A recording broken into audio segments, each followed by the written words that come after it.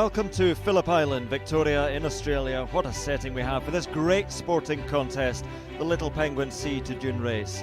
Nervous moments always as they gather on the beach, the tension mounting, and away they go. There's the defending champion, wearing his familiar navy blue and white, great waddling style.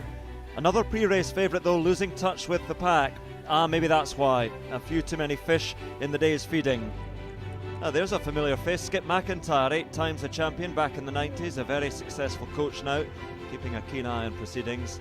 This the leading group, 1 or 2 still able to put on a show for the camera, others just ploughing straight over it. Some resorting to shortcuts. Sad that cheating has crept into this beautiful sport. The judges will have a look at that. But up at the front, the pace is relentless, closing in on those sand dunes that will offer a bed for the night. The fatigue starting to tell. Who's got the finishing kick up on the outside? What a turn of pace from that one, whichever one it is. No answer from the rest, and he takes victory. What a win. There we are, into the Burrow, building an extension with his winnings, and back tomorrow to try and defend his title here on Phillip Island.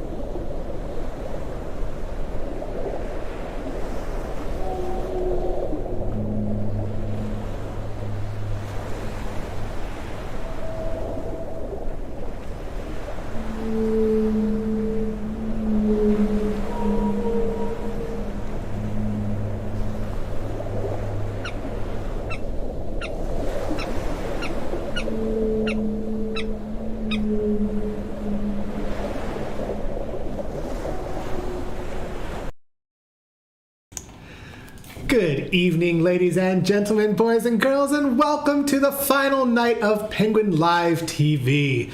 I am your host this evening. I'll be showing you the Penguins on this last night, and joining me tonight we have the wonderful Danny. Come say hello.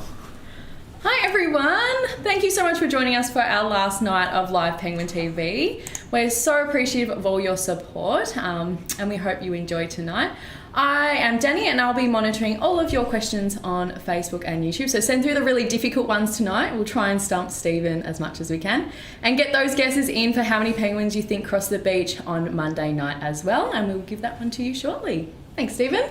Fantastic. Thanks, Danny. Now, do you have those numbers from Monday night? Great. I sure do. She's prepared. I'm not, because I don't actually know how many came in on Monday night. We already have some penguins. They're on these rocks down here. I'm going to zoom in for you. The light's good, so the zoom, I'm hoping, is going to focus for us. It's always a bit challenging getting the camera to work at long range, but I think they're just looking around. It's really bright out tonight. It's a completely clear sky. There's a full moon as well, and the beach is pretty exposed. There's a lot of sand for our penguins to cross this evening. So might be a while before we get our first penguins to cross the beach, but good news for you is that you get to watch penguins for a little bit longer tonight, which should be a lot of fun. Now, we are watching our penguins from Phillip Island. If you're joining us from elsewhere in the world, Phillip Island is located just south of Melbourne, a couple-hour drive south of Melbourne, and the traditional name of this island would be Malal. And the traditional custodians of this land would be the Bunurong. And we always like to acknowledge them as the traditional custodians, pay our respects to their elders, past, present, and emerging. So I'd say a big womanjika to Malal. Thank you for joining us here on Phillip Island, because it's a pretty special place. And these penguins are pretty special little birds. We call them the little penguins because they are the smallest penguins in the world. You can see they're dwarfed by these little rocks in the seaweed just behind them. They're only about 33 centimeters tall, weighing roughly 1 kilogram in weight. The better fishers of the groups will be weighing a bit more than a kilogram, and those skinnier penguins, the ones who are less successful in their hunting trips, their foraging trips out into the water, they'd be just under a kilogram. Interestingly enough for our penguins, there's no real difference between the males and the females in terms of size and weight. They roughly share the same size and same build. The variations are not enough to really notice by eye. The only real variations that you can tell from a physical standpoint, an observable standpoint for our penguins, is their beaks. The males will have a slightly longer beak, a more pronounced hook on the top bill. The females will have a more feminine beak, a little more slender, a little more narrow, not quite as sharp and jagged. Really hard to see those differences from this distance, but if we get some close-up penguin shots tonight, hopefully we'll be able to spot some of those distances. It's nice if they can pause right in front of the cameras, give us a nice profile shot, and we'll be able to show you a male and a female. Or better yet, we'll be opening up, we are open on the weekends, we'll be opening up for 7 days a week in the near future. And hopefully we'll be able to get everybody to come down and see our penguins live in person. Because while it's great that you can watch our penguins from a distance in your own homes, there's nothing better than coming here in person and seeing our penguins as they're crossing the beach, hucking their little hearts out as they're out in the water's edge, saying, "Come on, guys, let's go together." And they're also really good at making a lot of noise in the colony. All right, Danny, I think we've left enough time for people to have a good guess. How many penguins came on Monday night? So on Monday night, we had 1,471 penguins cross the beach, and we had Jan, who was very close to that number, so well done. We also had our water watchers having a hazard as a guess for how many penguins crossed last night too, and I've had a quick scan through their page, and Marg was the closest to that one. She guessed 1,454 penguins on Tuesday night. There was actually 1,554, so only 100 off, so well done Marg and Jan. Fantastic. So the numbers are really good for the breeding season. These are the types of numbers we expect during the breeding season. Lots of penguins coming home. Ooh, let's get that camera into focus a bit better. There we go. That's a little, it's not great. That's a bit better. We really do expect our penguin numbers to increase during the breeding seasons. The penguins are coming home more often to feed their chicks. Those chicks are very hungry, waiting at home for mom and dad to bring home a belly full of fish for them to gobble down. And we do want our penguins to show up in great numbers, because if they're coming home often, it means the fish is nice and close to the shore. It means there's lots of food for those baby penguins to eat, those chicks to eat. And it means that we're going to hopefully have a very successful breeding season. Now, if our numbers do drop, nothing we're too concerned about. We do get lower numbers from time to time. Sometimes the fish move farther away. Sometimes the penguins just having a hard time finding enough fish. Short little periods where the numbers decrease is nothing to be too concerned about. It's only when those numbers drop over an extended period of time that we start to get a little bit anxious about what might happen to the chicks in the colony. But it's been a good so far. It looks promising so far this year. Our numbers seem to be really strong. We're seeing lots of breeding behaviors, lots of mating behaviors.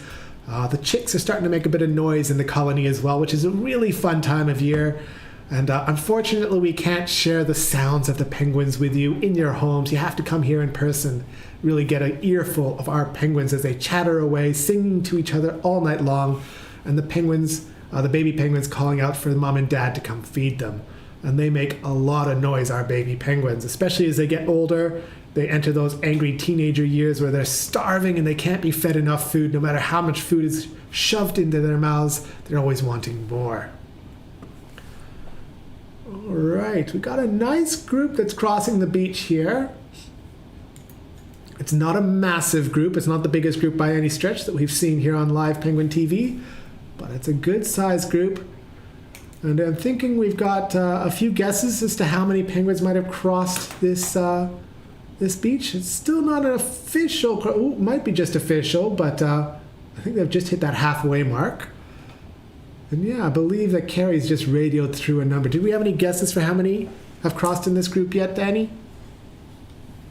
Couple? No, many guesses just. All right, we'll give you a few minutes. I think I heard a number from Carrie, so we'll give you a few minutes to guess how many penguins are in this group. It's a tricky one. because they're hiding in the rocks, and I'm moving the camera around a lot on you at home. But just so you know, Carrie's having a much more difficult time. She's counting these penguins. They're in the rocks as well, and she's only got a pair of binoculars that she's trying to scan all the way down the beach to count these penguins. Her zoom is not nearly as good as ours, as we get a nice close-up of these penguins. Yeah, I love to watch our penguins just hiding in the rocks. They're really clever little birds. They know that it's not safe to cross the beach until they find those batches of rocks, and they know that they're safest in those batches of rocks as they're crossing the beach. It offers them a little bit of extra camouflage. Those dark feathers really blend in well with the basalt rocks we have around here. Lots of seaweed on this beach as well, and our little creek is flowing down the sand as well. It's a bit interesting whenever this creek comes and goes. It really does ebb and flow with the seasons, and we got a large pond that's happening right now. We haven't had too much rain in the very recent history, I should say. Can't remember the last time it really rained heavily around here. So the creek is not as strong as it has been previously, but it definitely has a solid flow going down these rocks. Some of our penguins, maybe the not so clever ones, they're going to try and swim up this stream. Their natural instinct is to swim whenever they can. They're much better swimmers than they are waddlers. But it's not a deep enough stream for them to go up, and it's a bit rocky and jagged in places. So they'd be best off climbing these rocks. We've got one that's crossing the stream there just above my head. But the vast majority, they're clever. They want to walk up these rocks as much as they can. As soon as they get to the top, that's the time you want to enter the stream. There we go. Love these guys. I love watching them just swimming in the little pool. Oh, come on, camera. I know you can focus. I'm going to miss pleading with the camera to focus for me on these live Penguin TV nights. Oh, fantastic. Just love these guys swimming through these pools. It's so hard to see them swimming in the ocean. Even as rangers, we very rarely see penguins swimming out in the water. They're just too far away, and they camouflage so well on the water, and the waves are just too choppy. We don't really get a good view of them swimming through the water. So to be able to share this with you at home, it's really special, and it's quite amazing. We do have a camera crew here tonight. You can come and film our penguins. You have to fill out an application form to do that. And we do have rangers on site to make sure that the flashes don't go off and we're not harming our penguins or we're not impacting their behavior at all. I believe Megan is with the camera crew tonight. Yep, that's the back of Megan's head down there. She'll be happy to know that she was on live Penguin TV. I do know that a few of our Waddle watchers were guessing who was going to be the last presenter on the stream of live Penguin TV before we shut down. And originally it was actually Megan, until she got roped into doing the film crew this evening, and so I'm filling in for Megan tonight. All right, let's see if I can swap cameras. There we go. Love these guys coming down the highway. It never gets old. These are fantastic little waddlers on a journey home. Really getting into the swing of the breeding season. Ooh, what are you doing on your belly there? Oh, you're all right. Worried we might have had an injured penguin. I think it's just a penguin that prefers to scoot along on its belly rather than waddling. Oh, he stood up. He's off. He's going. There we go. Ah, it never gets old just watching these penguin bums waddling up the highway. Joined by a few more from under the boardwalks. I wonder if these were ones that were swimming up the stream. The stream just goes on the other side of the boardwalk, that way, sorry. And sometimes they like to swim up the stream a little bit farther, and then they'll join the highway. All right, let's swap back over to our main beach camera, see what's happening on the beach, see if any penguins are coming up. And as I'm scanning around for penguins, Danny, do we have any questions? We do, but first we will give you the number for the first group. Thanks for we have had reminding some me. very close guesses. It was in fact the 73 penguins that crossed in that first group. Oh, I always forget to bring back the numbers. I wonder how many times I've actually completely forgotten. I've asked people to guess, and then I've just completely spaced out, forgot to bring up the numbers. It's good. Easy to 73 do. in the first group. We've got another group here on the beach ready to cross, but while we're watching these, how about a question? Before we have a question as well, we have Oh. had a request for some good dad jokes tonight, please, Stephen. And as it's the last night, lots of pressure on you. I didn't actually deliver. prepare many dad jokes. Just the ones that I can't remember what I said the last time, so I'd probably just repeat a bunch of the same jokes. I'd really have a limited supply of bad penguin jokes. Yeah, no, I'll save those. I like to give them more of a impromptu jokes when you're not expecting them. That way, I really get the proper reactions from my producer, the proper groans, as they don't always appreciate my sense of humor on the dad jokes. We'll All be right. waiting. But we do have some questions. We have one from Debbie, and it's, when you have to handle a penguin, do their feathers feel soft or greasy? I wouldn't just really describe it as that greasy. Maybe I'm just a really oily fellow myself. But no, when I touch them, like, you do notice there's a bit of oil to them. I wouldn't say it's really greasy. It's not as though I have that feeling on my hands after I hold one for too much. I can usually just wipe it off on my pants and my hands feel perfectly normal. So there's definitely a little bit of oil feeling to them. But yeah, it's not overpowering in any stretch. They really do feel soft. That's the one thing that I noticed first. That's a lie. That's not the first thing I notice when I pick up a penguin is how soft it feels. The first thing I notice when I pick up a penguin is, oh, geez, this penguin does not want to be picked up, and it's fighting me. That's the first thing I notice. But once you get a good hold of them and you stop it from really wiggling and struggling around too much, you start to notice how soft they do feel. And there's a little bit of oiliness to them. How about you, Danny? What do you notice when you hold a penguin? It's been a little while since I've had to hold a penguin, but yeah, they're not super greasy. You can feel the little bit of oil, but they're not super soft either.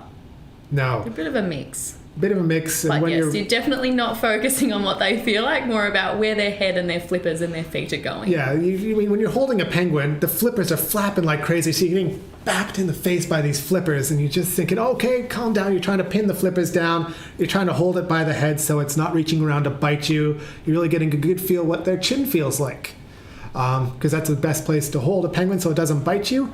You give it too much freedom, it's going to turn its head around and just chomp you as hard as it can. It does not want to be held. So penguins, it's an interesting feeling when you're holding one. It's a bit of a struggle until you get it properly under control, until you can properly hold it so it's not moving around too much, not flapping too much, not biting you too much. Once you have it under control, and the more experienced penguin handlers like Jordan and Megan, who go out in the field far more often than I do, they're probably very quick at picking up penguins and don't have to deal with the nervousness that I do picking up a penguin, because it go a few months between picking up penguins. It's not a common occurrence for me in my job. And every time I do, I'm like, okay, gotta psych myself up for it. Don't want to be bitten this time. And I think penguins can sense my fear when I'm about to pick them up. And they know that I'm a weak target, and they might just try and give me that extra little solid bite, seeing if they can get free from me. I absolutely agree. Yeah, They can definitely sense it. they can definitely sense fear, our penguins. That was a great question. That was from Debbie. Yes, it was. Thanks, Debbie. Great question. I always love talking about experiences I've had with our penguins. And I've worked here about 6 years now, so I've got quite a few little experiences under my belt. But I do have to say, watching these penguins swimming is probably one of the best. It is definitely up there. It's quite a special treat. Being able to just see it almost every night that I do on Penguin TV is just fantastic. A couple of penguins, not really interested in swimming, these ones. They're on Team Waddle for sure. Going around the edge of the pool, looking for where home is. Hello, there's one little solo penguin. Let's swap the cameras. What are you doing here, buddy? All by yourself? Where have your friends gone? He's not looking too nervous about it. He's standing fairly upright, pausing a little bit, having a look around. He knows the camera's in front. That's Yeah, why. he's posing. That's what it is. Yeah. Yeah, got to get his good side. Take a few screenshots. Oh, there he goes. He or she, I don't actually know if it's a boy or a girl. I got a good couple of profile. Ooh, I think that's a boy. Pixelation on this camera makes it a little tricky, but there he goes. He's got a few friends joining him. He's likely going to stay with this group now. There we go. Lots of lovely penguins making their way home. Some of them are lucky. They got the beachfront properties, so they'll be home in a matter of minutes. And other ones, they got quite a journey ahead of them. They got to go all the way to the top of the hill, along the road, cross the road, into the bushes, maybe almost 2 kilometers before they get home. It's quite a journey for some of these penguins. You know what? Every single time they come home, that's the same journey over and over. They're always going back to the same burrow. So it's really important for a penguin when you set yourself up for what you want to do in life, you want to choose a best burrow at the start. Otherwise, you're stuck in a rubbish neighborhood, maybe for the rest of your life. Something funny is going on with my camera here. There we go. All right. Any more questions, Danny? We've just had an interesting one. Mm-hmm. It's have you ever had cases of aquaphobic or thalassophobic penguins? Penguins who are afraid of water, and is thalassophobic afraid of deep water? Yeah, I believe so. I should probably have gotten a dictionary for that one. That was a very lucky guess. Actually, it wasn't that lucky because I'm afraid of deep water too, so I kind of thought it was one of those phobias I had.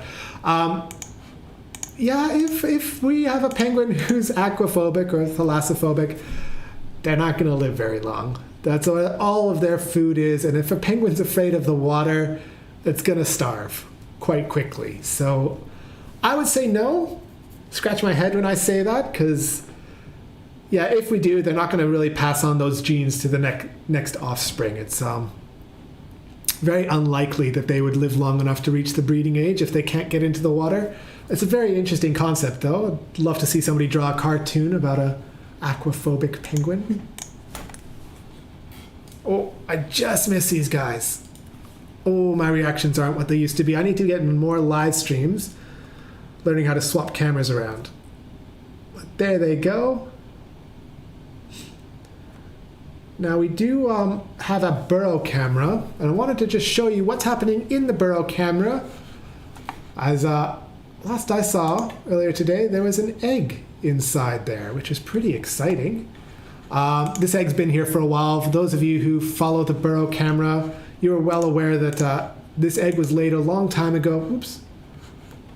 What happened there? There we go. This egg was laid a long time ago. It's been abandoned. It's definitely been abandoned for too long to be a viable egg anymore. I say that with almost certainty. I believe Elizabeth, who is one of our rangers here, who's been working here for 35 years, a long time, about as long as I've been alive, she's been working here.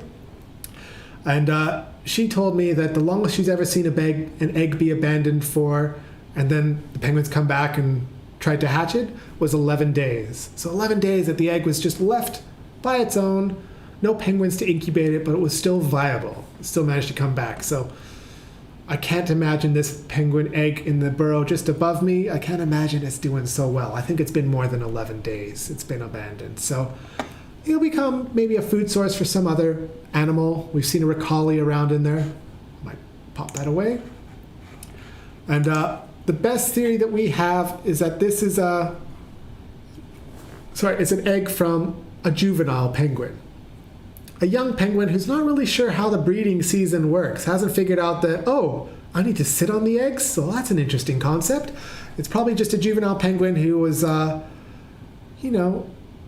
all the fun of the mating season and forgot the responsibilities that are involved as well. Ooh, there they go. Ooh, there's a nice group coming out on the beach. All right, watch these little penguin bums waddling past, and all right, let's swap over to the main beach. Get a nice little group coming up now.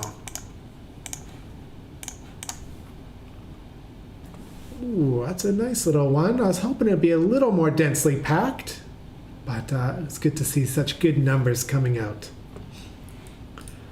All right, Danny, let's hit me with another question. We have a question from Rachel, and it's, what is the average circumference of a penguin belly? Depends how much fish they've eaten, really. I've never actually gotten out a ruler and measured that. That's a really interesting question. A hard one to measure. About this much. Does that work? About that much. Yeah, it would be tricky to measure. And it depends. A lot of our penguins, it really depends on how much fish they've eaten. I know that's a bit of a silly tongue-in-cheek question, asking me the tricky ones. But when you come here in person, you really can see the difference in the size of our penguins. Some are so skinny that you're really worried about their health. They just haven't managed to catch enough fish to keep their strength up, and they're just basically walking skeletons. And others, they've eaten so much that you're wondering, how are you guys even waddling? I thought I saw you guys getting up to a little shenanigans here. Are you doing anything? Or just, nope, nothing happening there. So it does vary quite a bit. But yeah, best answer I can give you, about that big. If you meet me in person, you can ask me to show you how big that is in real life. Without a height comparison, it might be a bit tricky. For all you know, I could be, 150 centimeters tall and might have tiny hands. All right, I love that question, though. I'm hoping these penguins make their way over these rocks. We'll see what's happening at the salon as these penguins are preening themselves. Now, sometimes the salon has a beautiful view, a little gushing stream in the background. Good socializing for our penguins. Preening themselves, occasionally preening each other. And I've said us 100 times before, they preen each other to really spread the oil over their feathers. Our penguins have an oil gland just above their tail, so if you see a penguin reaching around and it looks like they're rubbing their beak up and down just above their tail, they're getting the oil onto their beak, and they'll spread that oil all over the rest of their feathers. It helps to keep them waterproof out on the ocean. Penguins are seabirds. I'm sure you know that. It's the most basic fact about our penguins. But to keep their feathers waterproof, to keep themselves warm on the ocean, they spread that oil all over their feathers. And I know I told this joke once before. They keep themselves oily to keep warm. And it's because the oily bird gets the warm. Oh, hello, Megan. Maybe get on the radio and tell her to sit down so she doesn't block our view of the pool. Silly Megan. She knows where the camera is. She does. And she was quite sad that she didn't get to do the last ever live Penguin TV. But that's all right. I'm really happy that I got to do it instead. I was tempted to see if I could get somebody else in with me. Instead of me, not with me. I was hoping to get maybe Tom in or Vivian in, maybe Jordan in, but I think a lot of the Rangers went really busy schedules. And I had the evening off. So I was really looking forward to doing this. Well, we are very happy to have you, Stephen. Thanks, Danny. This is our first time working together, isn't it? It is. Yeah. All right. Now, didn't you just do your first one?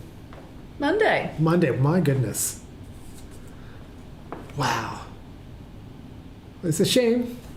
This is your last one. Second one, last one. Yep. But we'll keep it, we might keep this going during special events, as World Penguin Days, which I'm sure we'll probably do a live stream for. We haven't had any official dates of when we're going to keep when we're going to start the live stream up again, on which special events or which special days. But there will be a few times here and there where we'll have a surprise little Penguin Live TV, bringing the penguins back into your home. It'll be great to share. Ooh, a shell gritter. Hello. Ooh, a mother's group.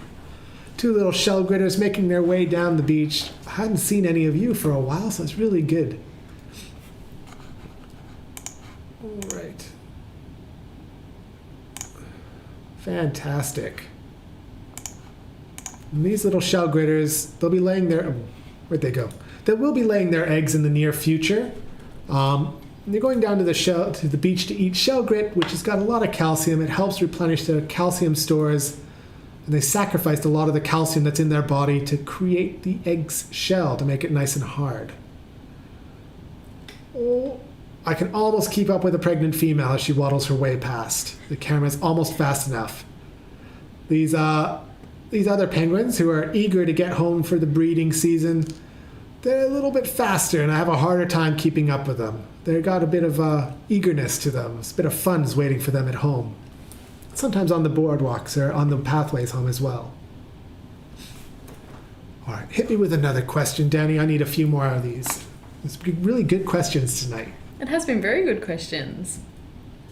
We have one from JD, and it's, how do the white flippered penguins differ from the little penguins on Phillip Island? The white flipper penguins? Yes. What's a white flipper penguin? You don't know? I have no idea. I know there's 18 species of penguin.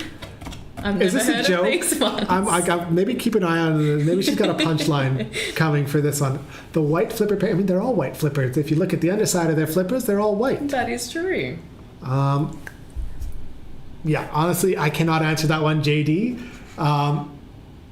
If there is a punchline to that, let me know what that is, Danny. I will. I'll be on the lookout. Someone said from New Zealand. They got the Fiordland penguins. They got the little blue penguins. What are the other penguin species in New Zealand?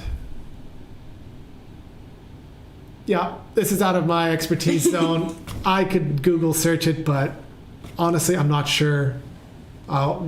If we're talking about the little blues in New Zealand... Someone else has answered. Oh, tell me what the answer is. That's exciting. It's a New Zealand subspecies that have white lines on their flippers.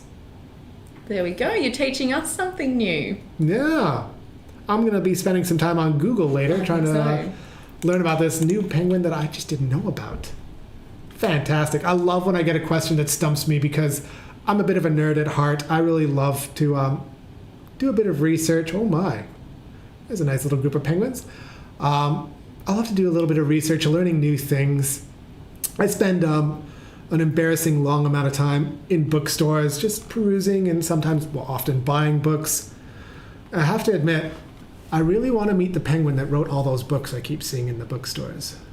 Because there's a lot of them. There is a very lot. All right. I wonder how many are in this little batch of penguins that are just sitting here preening themselves.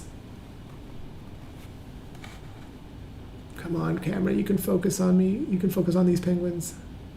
There's no COVID restrictions there. No, our penguins are very social little birds. They don't worry about diseases. They don't worry about social distancing or masks.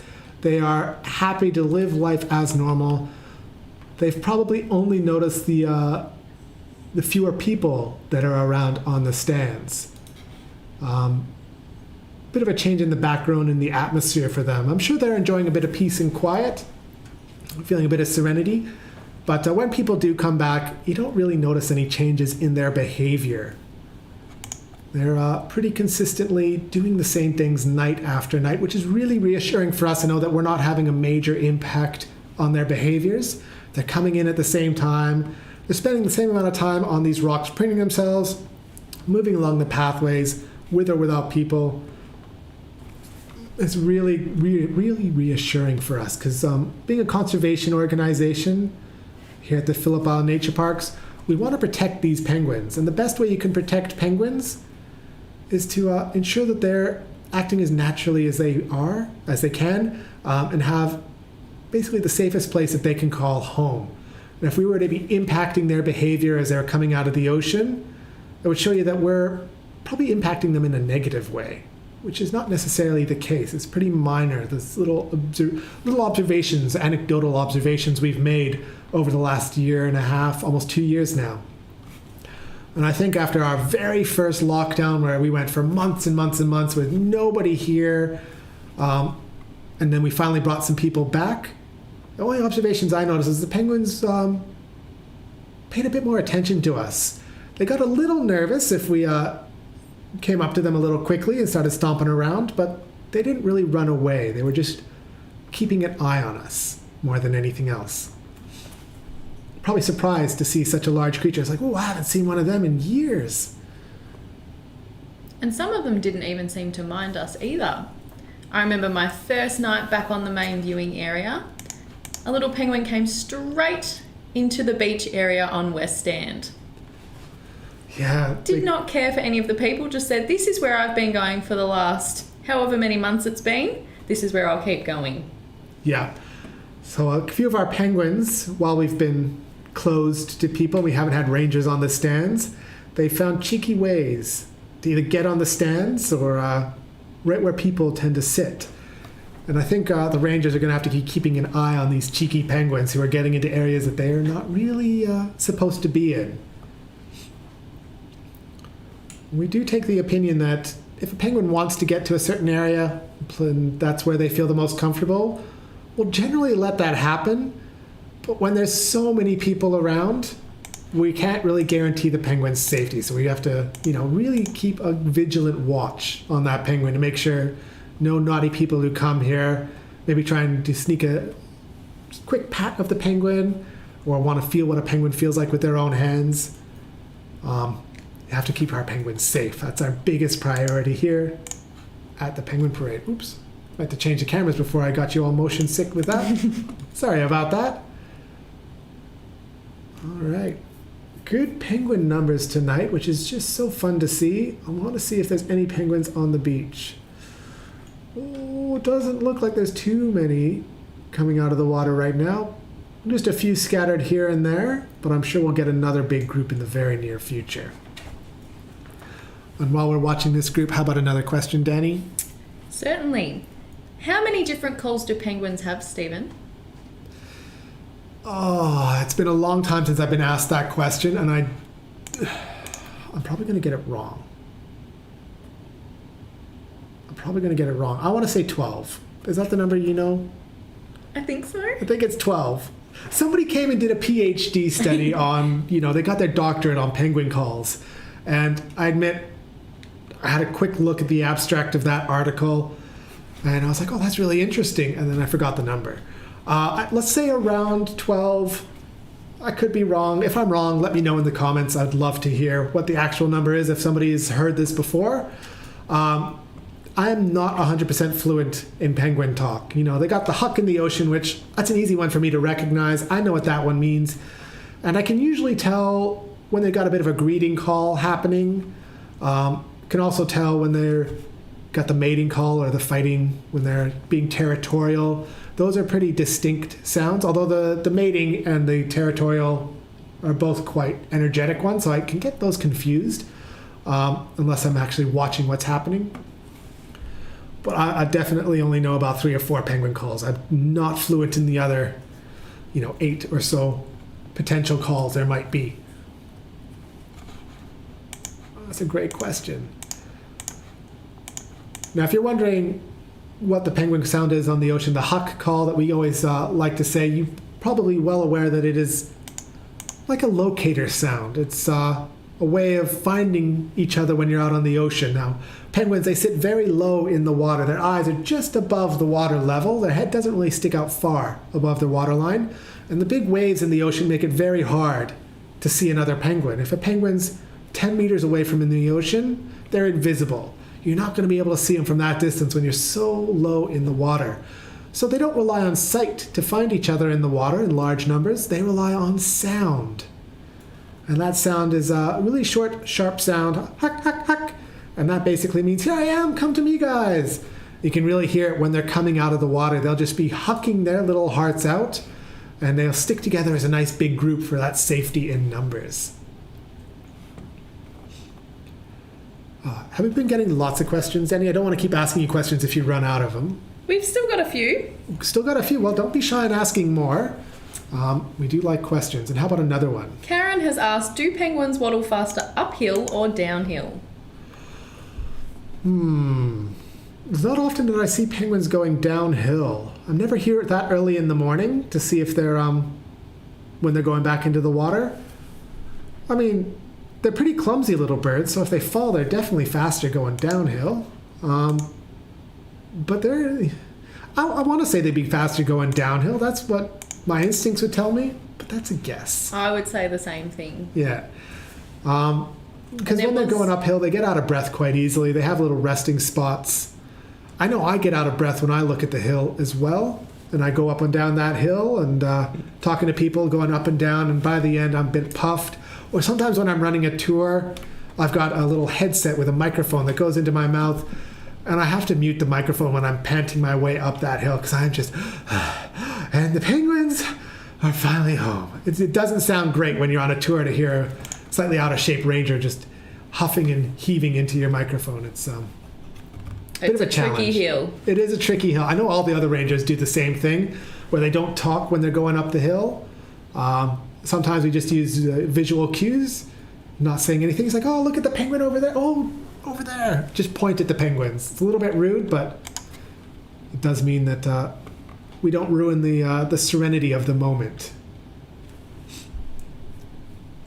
Okay, I keep hoping we're going to get another large group. Let's see in the beach. I don't see much out here. Just a few penguins in the distance. Maybe they're waiting for a larger group to show up. But we've got some penguins on the highway, which is good to see. Now these penguins, they formed a much nicer little group for us to follow. You can really see that they always follow the same pathways. That's why the grass doesn't really grow in this area. There's a nice little road that our penguins use. It grows on the sides. But you can really tell that our penguins, they do follow the same path almost every night. It's like those cartoons I used to watch as a kid when a character in the cartoon would walk back and forth, maybe thinking about something really hard, and they wear a hole in the ground. That's almost happened here. They just wore a hole through the grass. It's quite an impressive little highway that these penguins have made for themselves. All right, as we're staring at some penguin bums, how about another question? How long do penguins stay in their burrows at home before leaving to go back to the ocean? That's an interesting question. Again, does vary, as with all things in nature. The easiest answer is it depends. Sometimes they'll just spend a single evening in the burrow. That can happen usually during the winter months when there's not too much for them to do at home. They're just doing a little bit of maybe renovation work, making sure their burrow is standing tall and strong, hasn't collapsed on them. There's no major problems happening with their burrow. They'll go in, do a little bit of housework, then they'll head back into the ocean the next day. During the breeding season, they have chicks or eggs that they have to stay at home with to keep warm. They'll stay for a few days, several days even, maybe 4 or 5 days before they're starting to get very, very hungry. They'll do their best to stay with their offspring for as long as they can. 4 or 5 days, the penguins are going to get absolutely famished after that time. I can't even go a single day without feeling like I'm starving. So our penguins do much better than I am. However, there is one exception. Hello, a little group over here. Nice big group over here. There is one exception to this, and that's the molting season. Once a year, our penguins, they come home to molt their feathers. It's a catastrophic molt because they lose all of their feathers at the same time. They grow in a brand new set of feathers. It pushes out all the old feathers. It all falls out in one big go. And that takes 2.5 weeks, really, to get that molt finished. And that's 2.5 weeks without food on land, which can be quite dangerous for a little penguin to go that long without food. They do have a nice little survival tactic to survive 2.5 weeks without food. There we go. And that's to double their body size before the molt. So usually they weigh around 1 kilogram in weight. We like to see our penguins hitting that 2 kilogram mark for the annual molt. They come home, they double their body size. It is so fun watching the molting penguins coming home. They're so fat. They're not fat. They're so muscly. They don't look muscly. They look really fat. They actually struggle to walk. It's such an arduous task for them. I mean, they've doubled their body weight out in the ocean. They haven't been using their feet to walk home at night, so they've been skipping leg day. So they've come home, doubling their body weight. No real muscles that have improved in their legs, at least not nearly as much as in their chest and their flippers, where they're swimming through the water, flying, if you like, to catch their fish. So they get tired quite easily when they're that big. And they walk 5 meters and they fall down. They have a sleep. They get up. They walk 5 meters. They fall down. They have another sleep. It's a lot of fun to watch. I have to say that's probably one of my favorite times of the year is when the molting season is starting to get underway and the penguins are coming back home. This is a little bit interesting, seeing so many penguins just gathered up right here. This is not a typical resting spot for our penguins. They occasionally stop here, but it's not one of their favorites. But tonight, I think they just want to be on TV for a little bit longer. They're putting on a bit of a show for us here, stopping while they're still in frame. We can observe them a little bit longer before they disappear off into the darkness. All right.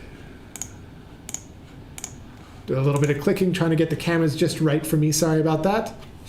Ooh, more shell gritters. Never get tired of the breeding season. The shell gritters, sometimes forming up into little mothers groups on their journey down to the beach, sometimes coming down by themselves. There we go. Are you going to keep going on? Looks like you are. I don't even need to zoom in on the beak of this penguin to know it's a female. Ooh, going under the boardwalk over there. Or are you looking for a little burrow in the underground viewing? Looking for the human show. That's it. It's not here tonight. She probably walked past the underground viewing. He's like, where are all the people I like to look at? They've all disappeared. All right, let's swap back over to this camera and see what's happening on the beach. And how about another question? Stephen, how fast can little penguins swim? We used to have, in our old building, a penguin world where they had this fact up on the wall. And I think written on the wall is 12.7 kilometers an hour was what's written on the wall, although I've heard different numbers from researchers.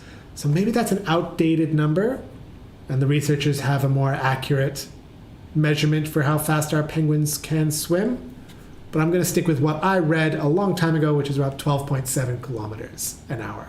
I believe I was speaking to one of our researchers, Okay. Paula, a few weeks ago, and she said 12.5. Oh, well, So I think she's we're pretty- obviously remembered the number wrong. Yeah.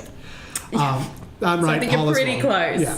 No, Paula's definitely wrong on that one. I remember it. It's my best guess at trying to remember something that I saw 3 years ago. So I'll definitely trust Paula on that one. She knows her numbers a bit better, although she might be averaging down, going to a bit more of a rounder number. It's very fast. It is very fast, faster than the fastest human. They are excellent swimmers. They would easily medal in the Olympics in any distance. They would be marathon swimmers, our little penguins. Little 4-minute sleeps out on the water would be no problem for them. There's quite a bit happening in the colony. Lots of penguins standing around. I wonder if there's anything interesting. Not seeing any real mating behavior just yet. It might happen, but it's the problem right now we're having is there's so much greenery on this hillside. Usually our breeding season is in the summer months when the grass turns brown. It's really hot and sunny. There's not so much water for our plants to turn nice and green with. And unfortunately, right now we've had a very wet spring, so the plants are growing so lush and thick that I can't really see far into the colony. They're all being hidden by plants. I saw 2 penguins here. Is that just 2 penguins or is that 3 penguins? I think that's Looks 3 like penguins. 3. Ooh, a little menage a trois going on in the bushes here. How interesting. That's going to end in tears by the end of it. It's very much not a way to establish a nice home for a family by having too many penguins around. They definitely pair up for the season. And let's see if there's any penguins on the highway. All right, I just got the 5-minute warning from Danny. I'm trying to get this stream going for long and long. I know a lot of our Waddle watchers wanted to watch until the very end, until the lights go off. I don't know if I'll be able to make it that long. I'm not a Jordan. I've never been good at pulling those 5 minutes left that Jordan does that turn into 20 minutes. It's really funny because I had a meeting with Jordan earlier in the day, and I think about 6 people at the meeting all talked about that. It's a bit of a running joke for us these days. about how Jordan likes to stretch things on when she's doing a talk, which makes her such an amazing presenter for Penguin Live TV. It is hashtag Jordan 5 minutes. Hashtag Jordan 5 minutes. Oh, I always feel old when I hear hashtag because, it's just the number sign, the pound sign on a old telephone that I used to use. So makes me feel my age every time I hear hashtag. And I'm sure there's a few Water Watchers out there that feel the same way. I'm not the oldest in the Water Watcher group by any stretch. Oh, don't see much happening on the water's edge. It is quite bright. I'm going to scan along the beach just a little bit to see what's happening. Oh, hello. That is a pretty little sight. Can I get the full moon in there? Oh, a little bit of a moon shot for you. It's nice and high in the sky, a bit glary, unfortunately. I think there might be a bit of moisture on the lens. Let's see, anything happening along this area? Nothing happening on the center pathways. Now, for those of you who haven't been tuning in too much, those big stands in the distance, those are the general viewing stands where you can see penguins coming up. And if you ever come here in person and you can't afford the Penguin Plus tickets, and you're going on the general stands, where I'm pointing right now, you can see some penguin tracks going up this way. That little roughed out sand right there in the middle, that's caused by penguin footprints. And there's quite a bit of penguin footprints. When it focuses, you can actually see where the penguin footprints have. So, oh, hello. Speak of the devil. Didn't even see you guys coming up the beach. Good timing. So if you're coming here in person and you want some top tips for where the best seats are in general viewing, it would be the corners of these stands. Closest corners towards each other in the middle. This is where the penguins come up the closest. The group sizes aren't as big as they get at Penguins Plus, but you do get nice and close to them. And occasionally, very, very rarely, do penguins actually walk in front of the stands. So if you're front row center or front row in the corner of the stand, you might have a penguin who is walking up right in front of you. Might even jump over your feet if you're lucky. In my 6 years, that's happened one time. So you'd have to be incredibly lucky to see that. All right, how about another question, Danny? Certainly. Jean would like to know, at what age do chicks transition from their baby chirps to sounding like adult penguins? That's another one I don't know the answer to. So when they're in the colony and they're growing up, they're always chirping for mom and dad. And then they go into the ocean and they have a gap year. They head over to, Kangaroo Island, or they head over west. They head over a long distance away, and we don't really see sight of them for a long time, until a year later. And I don't know if I would notice if they would be chirping at that point or not. I don't think so. I think that, what do you think? I definitely know that when they fledge, they still sound like chicks, because you'll see a fully fledged penguin, beautiful blue feathers, calling out for mum and dad. Yeah. And we all know that mum and dad aren't coming back. I've never seen the penguin coming home from the molt chirping. No. So let's say in the gap year, at some point. I could be wrong. I'm sure Paula is watching the live stream. She's an avid Penguin Live TV watcher. I think she likes to watch it every single night. And she'll probably be taking notes in red pens. Be like, oh, Stephen, you should know the answer to this. It's all right. I'll get an email from her tomorrow, no doubt. These are fantastic questions. These are questions that I have never thought about. I don't really have answers to, other than what I can tell you from what I've observed in the penguin colony. Oh, how about another question? So we have had a few questions, and everyone would like to know, what has been your favourite experience at the Penguin Parade? There's been so many. It depends on the mood you catch me in. During the breeding season, I'm always reminded, ooh, hello, there's a nice big group down there. My favorite thing that I saw at the Penguin Parade during the breeding season, and I may have told this story once before, was on the highway we had a very aggressive penguin, like Romeo that we used to have before, that would try and pick up all the ladies. This one, he already had a partner at his home. he was very aggressive. He was being territorial against all the other male penguins. He was getting into fights with them, and he was fighting. Like he wasn't letting them go. If they tried to run away, he'd chase after them. And he's on the penguin highway, so he's picking a fight with hundreds of penguins every night, and he was never backing down. A really tough guy penguin. And if any penguin got too close, he would show them who's boss. And he won every fight. He was a strong penguin. And my favorite was that I was just watching this penguin picking fights, because it's a really interesting thing to observe, and telling people what was happening on the boardwalks and how he was protecting his partner from any potential suitors that might try and mate with her and ruin his chances of actually being genetically the father of the eggs. And as he's in the middle of picking a big fight with this other large penguin, and it was a full-on scrap, it lasted several minutes, I saw the skinny little penguin up on the hillside behind him sneak his way down and jump on top of his partner, have a quick mating session, and then sneak off back into the bushes again. And I thought, oh, how funny is that? That poor penguin was trying so hard to keep that lady just for himself, and it didn't work. Not in the slightest. Doesn't always pay to be the strongest penguin. It sometimes pays to be a little bit sneaky.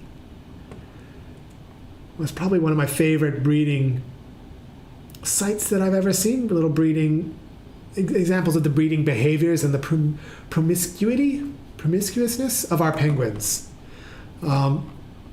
They definitely are not too picky, because I know that big male, he mated with plenty of other females when his lady friend wasn't at home with him. And the female, she was happy enough to choose a skinny little male. Probably got tired of him showing off so much and putting on a show. Have a bit of fun just behind his back. Literally behind his back. I'll have to think if I have any more stories. Maybe I'll come back to that one. That's a good one. That's always so many stories I can come up with. It just depends what frame of mind I'm in. Yeah. How about you, Danny? Do you have any stories you want to share? I asked her at the start if she wanted to share any stories, and she says, no, absolutely not. You're putting me on the spot now. I've been putting you on the spot all night. I think for me, probably the funniest thing that ever happened would have been up at the old crossing. So at our old visitor centre, we actually had a penguin crossing area, and the penguins would come up all the way up to the top of the hill, and then they would jump off this little ledge, and some of them would actually walk straight into the crowd. And that meant that that penguin had to cross over. We'd have to move our visitors out of the way and let the penguin come back into the other side of the colony, because they knew that's where their home was. And I remember one night standing up, manning the crossing area, and I heard a bit of rustling coming from behind one of our bins. Thought, oh, that's a bit interesting. What's happening over there? There was a penguin that had managed to sneak behind me without me even knowing, and end up behind this bin trying to get back home, but got a little bit stuck. So I had to wrangle this penguin, and I'm not very good at it, but we managed to get this penguin in front of all these visitors and pop it back in the colony. That's probably the funniest thing that's ever happened. Yeah, I do miss that penguin crossing. I was so sad when we got rid of it. So relieved. Yes, relieved is a good word. Relieved, definitely, because it was chaos when you had 2,000 people here on a night. Not that they'd all be there at the same time, but it felt like they were there at the same time when a penguin just starts walking towards a crowd of, there'd probably be at least 100 people looking to see those penguins. It's right outside the doors. When everybody's standing around wanting to see the last penguin, and the penguin, without fear, walks straight at the group of people, and you have to shout, everybody move, penguin crossing, get out of the way. It was not fun. So our lights are about to go off. We just had the end of the count. So I made it till dark, I think. It's not quite dark yet, but... it is about to be. It's about to be dark, so I'm going to have to wrap up really quickly. I might have to do that in the darkness. Sorry. But yes, I do remember chasing penguins out from behind the bins. And I do remember there was one night Stephen Fry was here. He was on a guided ranger tour. And he saw me shuffling a penguin underneath the gate, and he told me I did a really good job, which I was very proud about. That actually reminds me of another funny thing that happened not too long ago when we just moved into our new building, and Viv was actually on a tour, And somehow 2 of our penguins had gotten onto the boardwalk. We couldn't actually remove out part of our old boardwalk because there was penguins that had decided to nest underneath. So we had to leave it until they were all finished. But I can remember hearing over the radio Vivian say, "Vivian to all rangers, we have 2 penguins on the boardwalk heading back towards the visitor centre. Can I have some assistance?" Yeah. So when there's a will, there is a way. And one of our lead researchers, Leanne, still doesn't know to this day how those penguins got on this boardwalk. Yeah, they get into places they shouldn't, our penguins, and we don't know how they do it. We got ninja penguins. They climb fences, they sneak around, and they sneak behind Danny's back to get behind the bins. You know, they're tricky penguins. So yeah, it's good to see. So definitely some interesting stories we have to share about our penguins, and I would love to share all these stories with you in person. The live stream's about to wind down. I will go until they turn off the lights, as long as that may be. But while we still have light, I did want to just wrap things up just a little bit, because it's a bit awkward talking when everything goes dark. You're just looking at me, and I'm not as exciting as penguins. I'll keep this one on right now. That's a good camera. These lights go off last. But if you come here in person, I will definitely share my stories about penguins with you. All the rangers have a plethora of stories that we can bring up at a whim's notice and tell you some funny stories, some sad stories, some amazing stories.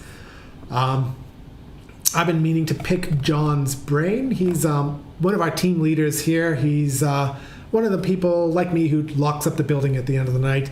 And last night he was penguin counting, and he said that he saw a bird of prey take one of our penguins. I can't remember which bird of prey it was. It was a white-bellied sea eagle. The white-bellied sea eagle. And there's been 2, I believe, Megan has said, hanging around up on the peninsula. Yeah. So that was pretty amazing. Oh, wait, Megan's on plus. She's still filming? I might not be able to do the end of the count. Let me just see if Megan's there. I don't think they're going to put her in the darkness. Oh, I don't see her. I just heard over the radio they're asking if Megan's still on the stands and if they can turn the lights off.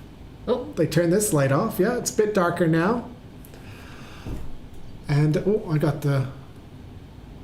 There we go. Sorry, I was on the wrong camera there for a little bit. They definitely turned off some of the lights.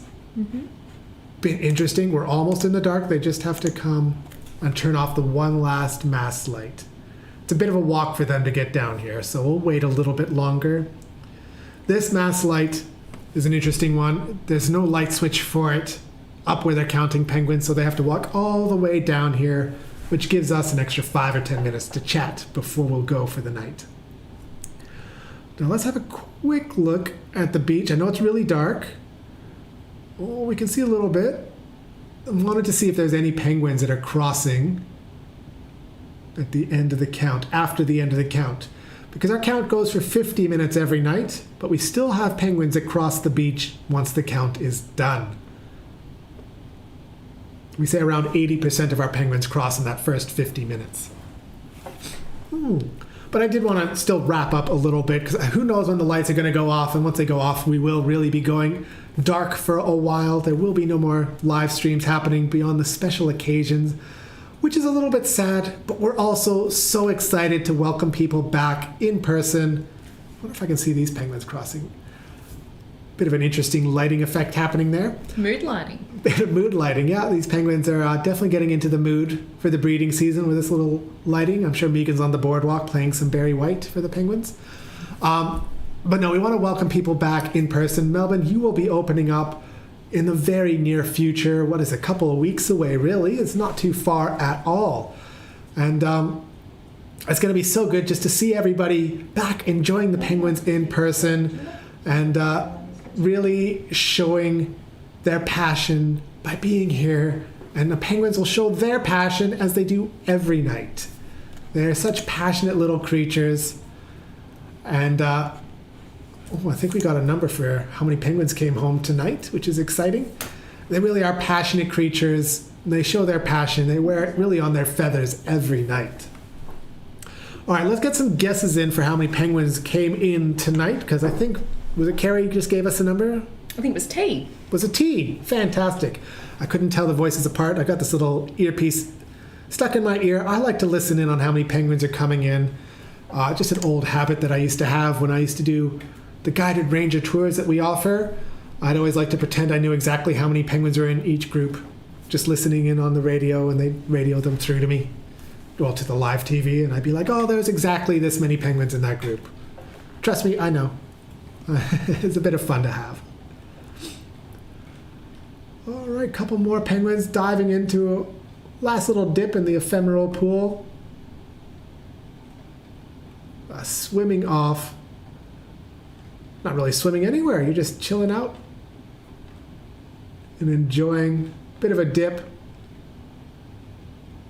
Oh, it never gets old. Jordan would be proud that penguin just pooed in the pool. She would absolutely love it. I have to admit, I'm getting really excited not having to listen to Jordan poo stories every single night I watch live TV. They are quite funny, but I think I've hit my limit of how many poo stories I can stomach in a year. I hit that limit a while ago, I believe. And they never get old. They really don't. She's out in the field all the time, always getting pooed on, apparently, by penguins, and has so many stories to share. Ah, what a wonderful evening this has been, just sharing the penguins with you. The last one for quite a while. We know we said that previously when we were shutting down Live Penguin TV, and then we went back into a lockdown. But we do believe this is hopefully the last lockdowns we have. There shouldn't be any more. Fingers crossed. No more lockdowns. Fingers crossed. Things go back to a sense of normalcy for us. But even if it takes a little bit of time, things remain normal for these penguins all the time. They keep doing what they're doing. Sorry, my voice is going. I don't talk this long usually. That's why I cut my streams short. But they've been doing this for thousands upon thousands of years, long before we were here in Australia. Oh, and there the lights go. I'll swap to this camera. You can almost see a beach with this one. The full moon really does help.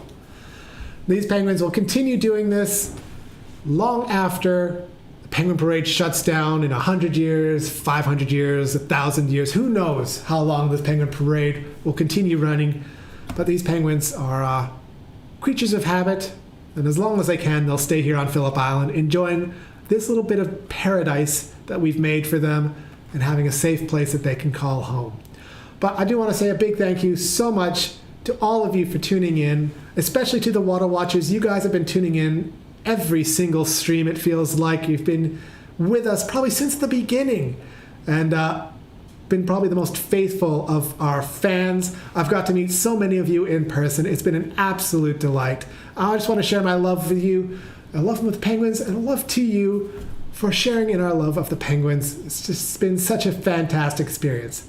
Wish you all the best, and I want to do a final Huck goodbye, which I never do, but it's a special occasion. Very good. I was going to say, I'm going to pressure you into it if you're not going to do it, because there's been lots of requests. Out of the corner of my eye, I could see Danny just inching over, wanting to get in on the last final Huck. I don't think she was going to let me sign off unless I did it. Not So, from us to you, one final farewell.